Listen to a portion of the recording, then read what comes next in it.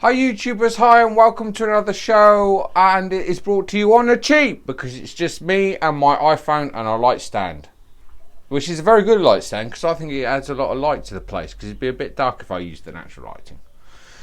So 3rd of March 2020 was my first trip up to the Gender Identity Clinic in London, and it was my first time there since 2014. I have gone back to discuss going forward for bottom surgery, downstairs surgery.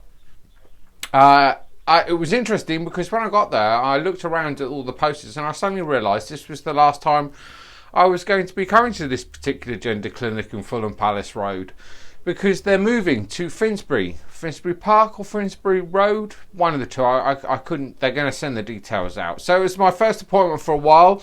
A lot of my friends had sort of fried my head and had said things like they were going to shrink my brain and really have a go at me. But when I got into the appointment with Dr James Barrett, it was fairly straightforward and the banter was straight away. I don't know what other people's opinions of Dr Barrett are.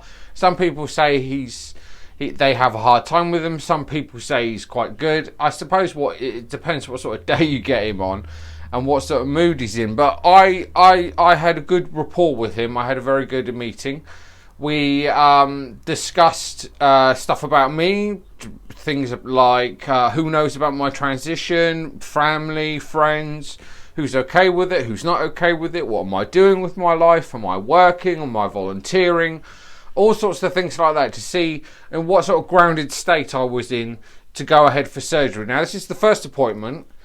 When I spoke to Dr Barrett and asked him what the roughly time scale was, he mentioned that it would be a year to 18 months until my next appointment, which is a long time, but as a lot of you know, the GICs in the country, which I think only number 8, and I don't think there's one for the whole of the Principality of Wales, they're all oversubscribed and they are chocker with people wanting referrals, going on to surgery and all sorts, so they're overstretched.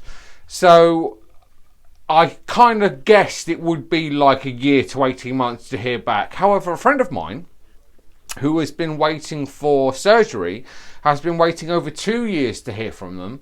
She phoned them back the other day to double check that she was still on their books and they hadn't taken her off. She was still on their books and they simply don't have a date for her yet. And she's been waiting nearly 2 years. Well, over 2 years now. It's a long time to wait for surgery. Especially if it's driving you nuts.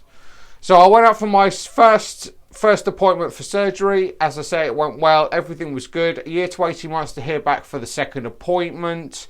There wasn't really much to say. I was in there for about 14 minutes. It was quite conjovial. Dr Barrett gave me some letters so I can put towards getting a passport and driver's license, because I don't have either one of those at the moment. And also, that was about it really. There wasn't much else to discuss. As I say, it was very straightforward. I suppose it did fry my mind in the sense that it went as well as it did. I was expecting more challenging questions like, for instance, why when you came the last time did we discharge you and you didn't want surgery? That never came up. Well, it did, sort of, but not to press why I changed my mind.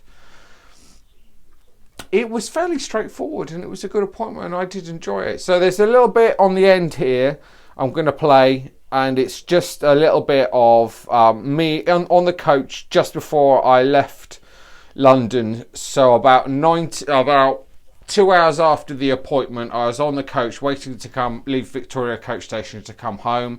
It's my first response to camera, and I'll do a bit on the other side. Okay, see you in a bit.